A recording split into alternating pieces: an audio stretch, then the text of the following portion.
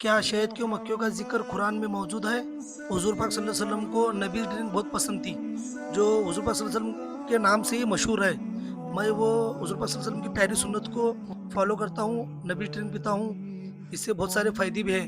फिर उसके बाद में मैं सहरी के लिए बैठता हूँ, सहरी करना भी हुज़ूर पाक सल्लल्लाहु अलैहि वसल्लम की बहुत प्यारी सुन्नत है, बिस्मिल्लाह बोल के खाना शुरू करता हूँ। अल्लाह का करोड़ों-करोड़ एहसान है, अल्लाह ताला उसकी नेमत से नवाज़ रहा, मैं दुआ भी करता हूँ, शुक्र अदा भी करता हूँ। फिर मैं चाय पीने बैठ जाता हूँ।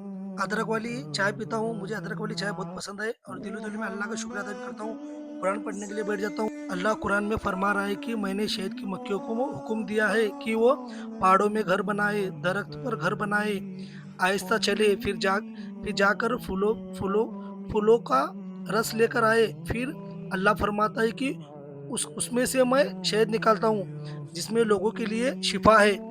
शहद की मक्खी में जो मिठास आती है ना, वो इसलिए आती है कि जब वो फूलों का रस चूस कर अपने घर जाने तक हुज़ूर हुज़ूर सल्लल्लाहु अलैहि वसल्लम पर दरूद पड़ती जाती है। उसकी बदौलत उसमें मिठास पैदा होती है, इसलिए हमें भी चाहिए कि ज़्यादा से ज़्यादा दरूद पड़े। फिर मैं दुआ के लिए बैठता हूँ। इफ्तारी से पहले दुआ किया करो, क्योंकि ये दुआएँ रद्द नहीं होती। बहुत सारी फ़ज़ीलत है इस दुआ की।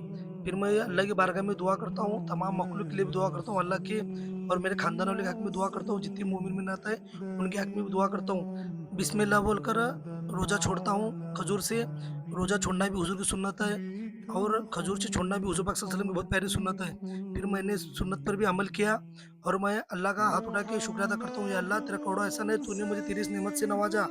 इस तरह से मैं मेरे अंदाज़ में दुआ करता हूँ। फिर मैं खाना खाने के लिए बैठ जाता हूँ। आज हमारे घर में पनीर बनाए थे, और पनीर खाना भी हुज़ूर पाक सल्लल्लाहु अलैहि वसल्लम की बहुत प्यारी सुन्नत है, इसलिए पनीर भी खाया करो। मैंने पनीर खा के उस सुन्नत को भी अदा किया।